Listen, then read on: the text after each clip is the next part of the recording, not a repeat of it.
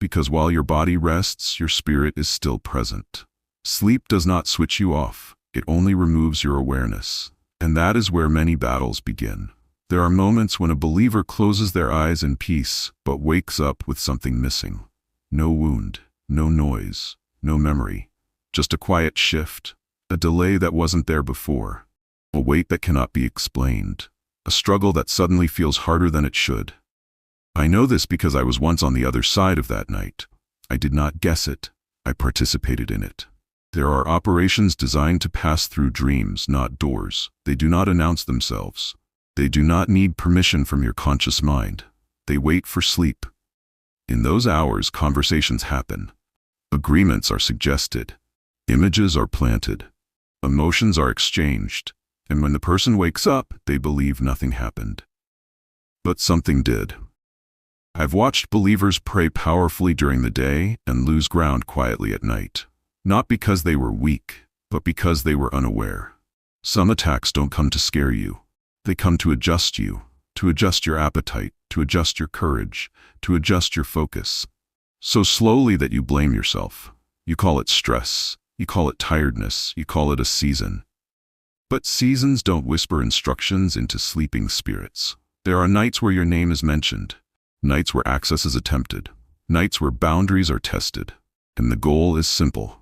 Leave you functional, but restrained. Alive, but limited. Faith intact, but effectiveness reduced. This is why some people dream of familiar places. Old rooms, former relationships, childhood homes. Those are not random. They are points of permission. And when those dreams repeat, something is asking to be let back in. I'm not sharing this to create fear. I'm sharing this because exposure ends advantage. Light interrupts what depends on silence. And if you're listening closely right now, it's because something in you recognizes this terrain. You felt it. The unexplained resistance. The prayers that suddenly feel harder to finish. The joy that leaks away overnight. This is not imagination. This is not coincidence. This is warfare that prefers sleep over sound. And the next part matters more than anything I've said so far. Because knowing it happens is not enough. What you do after you wake up determines whether it continues. Stay with me. Because what I'm about to reveal next is how these operations are challenged. And how they end. I'm not talking about nightmares. I'm not talking about demonic movies. I'm talking about legal spiritual operations that happen while believers are unconscious. And yes, Christians can be affected. Because legality does not ask if you love God. It asks if there is access. I learned this the hard way. There was a night I thought was ordinary. No fear before sleep. No strange atmosphere. No warning. I slept. And that was enough. In that realm, no one chased me. No monsters. No screams. Just a conversation. A calm exchange. An offer framed as familiar. That is how it works. Fear is inefficient. Agreement is faster. I watched believers accept things without knowing they were accepting anything. A hand placed in theirs, a meal shared, a room entered. Simple acts, but every act carried meaning. In that realm, symbols speak louder than words. To sit is to remain. To eat is to receive. To return is to reopen. And when they woke up, nothing felt wrong. They went to church. They prayed, they smiled, but something had shifted. Their authority felt resisted. Their clarity felt clouded. Their spiritual edge felt dull, and they blamed themselves. That was the goal. Because as long as you blame yourself, you don't confront what actually happened. Here is the confession. Some of the most effective attacks against believers never aim to destroy them. They aim to slow them, to keep them busy fighting shadows, while the real restriction remains untouched. I've seen destinies delayed through one night. I've seen prayer lives weakened through repeated dreams. I've seen callings negotiated downward without the person ever knowing, and the operation always hides behind normality. You wake up feeling fine, you go on with your day, but the resistance follows you. That is why this message feels uncomfortable, because it explains things you were told to ignore. The sudden dryness, the repeated dream that refuses to stop, the unexplained loss of momentum. These are not always psychological. Sometimes they are transactional, and here is the revelation most people never hear. Sleep is not vulnerability.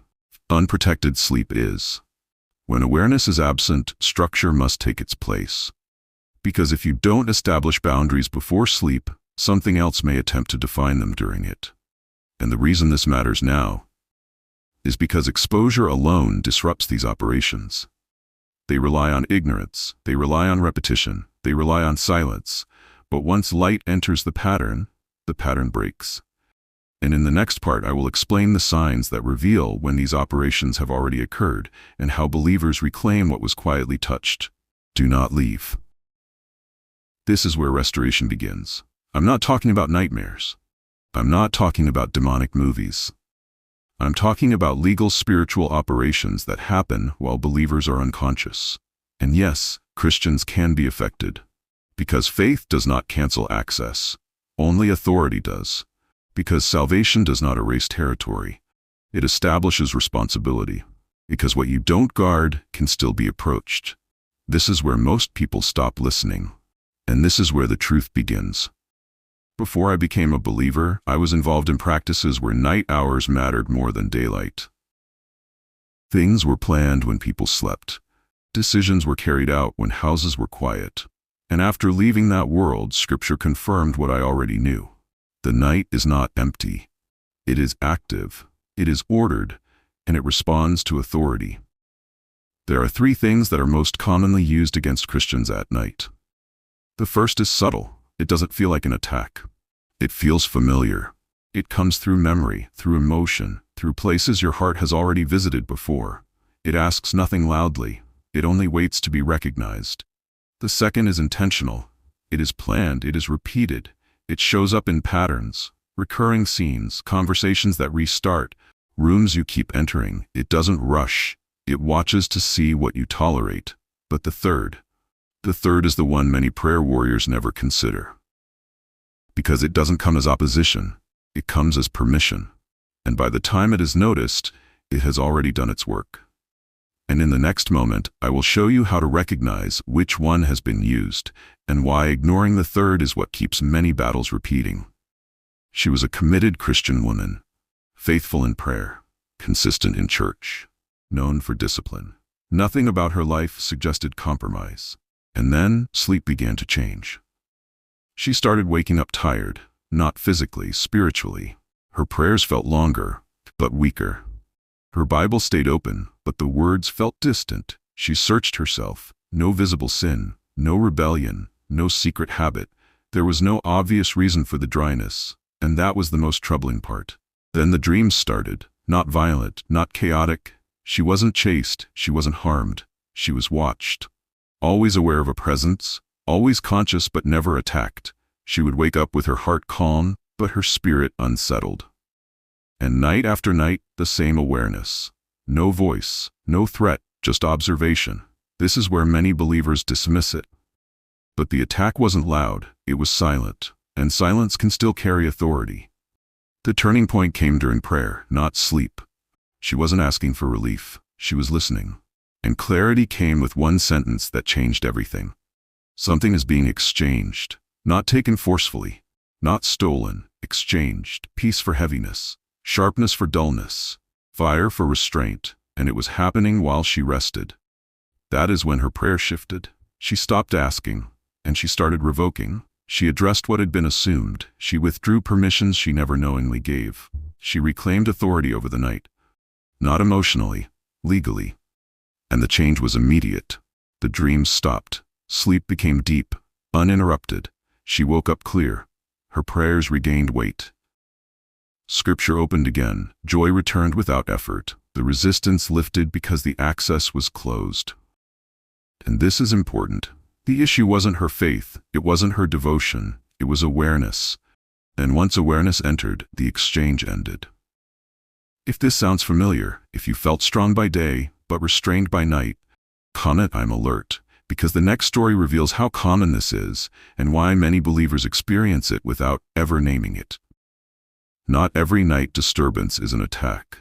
Some dreams are just dreams. Some awakenings are just the body adjusting. But every repeated pattern should be questioned, because repetition is how permission is tested. One occurrence may mean nothing, but consistency always carries intention. And here is the warning most believers never receive. Do not panic. Do not accuse everything. Do not ignore everything either. Discernment lives between fear and denial. And this connects directly to the first thing attacking Christians at night, because it is so familiar, most people never recognize it as the beginning. The first thing used against Christians at night is unauthorized access, not ownership, access. Because authority is not removed when you sleep, it is simply unused. And anything unused can be tested. Sleep lowers awareness, not power. Awareness, you are still seated in authority, you are still covered. But you are not consciously enforcing, and enforcement matters. Scripture already revealed this.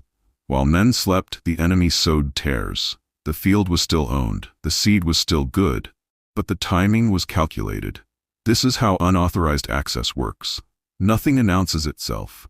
Nothing breaks in. It enters quietly, where no boundary was stated. Not because God failed, not because faith failed, but because authority was not applied to that moment. This is where many believers misunderstand warfare. They think power is the issue. It is not. Placement is. You don't lose authority in sleep. You suspend its use, and what is not actively guarded can be approached. This is why some attacks stop the moment awareness rises. Nothing new happened, nothing dramatic changed. Authority was simply re-engaged. And here is the line you must remember. Authority unused is authority borrowed. Borrowed, not stolen. Temporary, not permanent, which means access can be revoked immediately. If you're still watching, if this is connecting pieces for you, type I take authority. Because the next exposure explains the second method, and why repetition is never accidental. But this is not the most dangerous one. Unauthorized access can be closed quickly. Once it is seen, it loses advantage. The second attack is different. It happens even to people who pray daily, people who fast, people who know Scripture, and that is what makes it effective. Because this one doesn't wait for sleep alone, it waits for agreement. He was a Christian man with a strong faith background, raised in the Word, grounded in doctrine, consistent in prayer, no visible struggle. And yet, his nights told a different story. The dreams weren't strange. That was the problem. They were familiar, old environments, places he hadn't visited in years, rooms that no longer existed in real life. Old faces, old voices, nothing threatening, nothing aggressive, just familiar.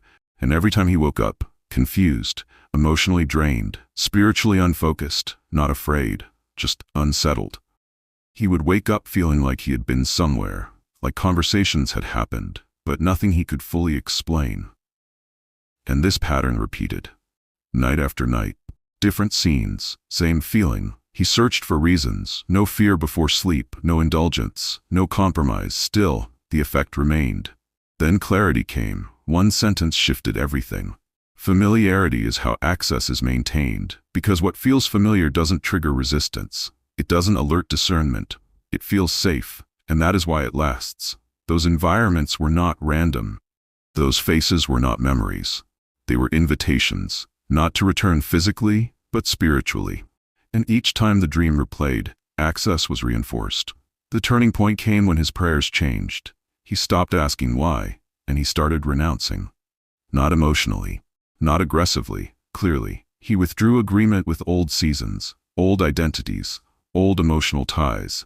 He declared closure where his spirit had never formally closed doors. And he added one simple discipline. He prayed before sleep with intention. No ritual, no fear, just watchfulness, and the result was unmistakable. The dreams stopped. Immediately, sleep became quiet, deep, restful. He woke up clear, emotions stabilized, focus returned, peace stayed. Nothing dramatic happened, something ended. And here is what matters. The attack wasn't forceful, it was familiar, because familiarity doesn't feel like warfare. It feels like memory.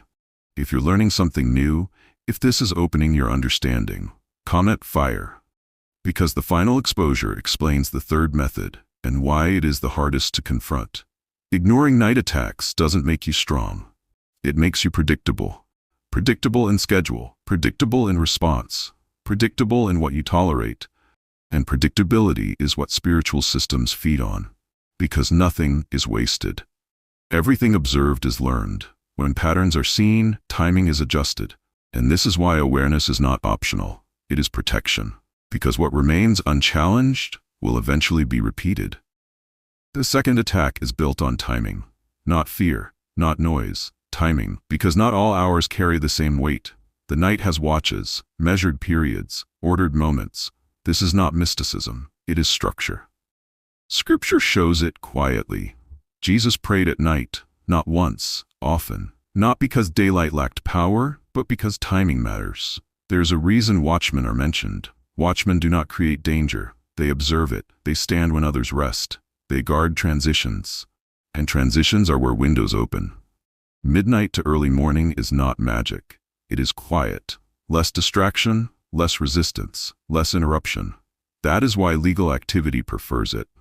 Not because believers are powerless, but because awareness is low. This is where many misunderstand. The enemy does not need more power. It only needs the right moment. A moment when attention is absent. A moment when enforcement is paused. That is what timing provides. Windows are not permanent. They are conditional. They open when patterns align. Repeated sleep without boundaries. Repeated dreams without response. Repeated tolerance. That is how windows stay open. And here is what must be said clearly. Being asleep is not failure. But never engaging the night creates vulnerability. Not panic. Vulnerability. Some believers are strong by day and unguarded by night. That imbalance is not accidental. And the moment this is understood, timing loses advantage. But none of this compares to the third attack, because the third one does not rely on access or timing. It relies on something far more dangerous, agreement. And that is where many battles are decided. This believer was not struggling, they were advancing. Prayer life consistent, direction clear, momentum building. Doors were opening, connections aligning. Breakthrough was close enough to sense. And that's when the nights changed. Not violent dreams. Not frightening scenes, just delay. Repeating paths, tasks that never finished. Movement without arrival. In the dreams, they were always busy, always active, but never arriving, and they would wake up discouraged without knowing why. No bad news, no failure during the day. Just a quiet heaviness. A hesitation that didn't belong. They began to question themselves. Am I hearing God clearly? Did I miss something? Why does progress suddenly feel slow? And here is the revelation. Some attacks are not sent to destroy you, but to delay you, to interrupt timing, to dull urgency, to create hesitation right before movement. The goal is not to stop the calling, but to exhaust the carrier. Confusion weakens momentum. Delay weakens confidence, and both can happen without visible resistance. The turning point came in prayer. Not prayer for protection, prayer for alignment. They asked one question, is anything pulling me out of timing? And clarity came. Those dreams were not random, they were interference, designed to normalize delay, designed to make waiting feel acceptable, and they responded immediately. They rejected every pattern of delay. They realigned their spirit with divine timing. They declared agreement with movement, not repetition, not loudly, not emotionally, precisely, and the result was clear. The dreams stopped, the heaviness lifted, direction returned, urgency returned, momentum resumed without struggle, calls were made. Decisions became easy, progress accelerated, nothing external changed, alignment did, and this is critical. When assignment interference is removed, clarity comes back fast. Because confusion was never your nature, it was interference. If this is for you, if you've been waking up discouraged without a reason, type I receive, and share this with someone who wakes up tired for no reason. Because awareness doesn't just protect, it restores momentum. This is not about fear. It's about awareness, because light removes permission. Nothing hidden can keep authority, and protection does not require rituals. It requires intention. Before sleep, consciously surrender the night. Not anxiously, not repetitively. Simply acknowledge who governs it, then declare authority. Not in volume, but in position. Remind your spirit where it is seated. Remind the night who you belong to, and let Scripture remain in your thoughts, not as a chant, but as alignment, because what fills the mind steadies the spirit. And when awareness leads, rest becomes safe again. Knowing about night attacks is not enough. Awareness without response changes nothing. You must respond correctly. Not emotionally, not aggressively, but accurately. Because what is confronted with clarity loses influence. And this is not where the conversation ends. In the next video, I'll reveal how believers permanently shut these night gates, without fear, without rituals, and without panic. How protection becomes consistent, how rest becomes secure, how authority stays active, even in sleep. Like this video so others don't stay unaware. Subscribe, because exposure brings freedom.